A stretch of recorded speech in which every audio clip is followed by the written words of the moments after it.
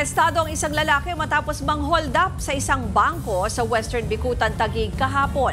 Ayon sa pulisya, tinutukan ng suspect ng baril ang isang teller at inutusang lagyan ng pera ang dala niyang bag. Umabot sa mahigit 7 million pesos ang nabitbit na pera ng suspect, pero bago pa man siya makalabas ng bangko, napindot ng isang teller ang emergency alarm, kaya agad nakaresponde ang mga pulis. Base sa investigasyon, hindi raw kinapkapan ng hold-upper kaya dire-diretso itong nakapasok. Regular customer na raw kasi siya ng bangko. Pag-amin ng suspect, gipit at baon lang daw siya sa utang kaya nagawa ang krimen. Nahaharap siya sa patong-patong na reklamo. Mga kapatid, ako po si Ruth Cabal. Maging maalam at may pakialam sa mga may init at rumaratsadang balita sa Frontline Express. Para maging updated sa balitaan, mag-subscribe lang sa social media pages ng News 5.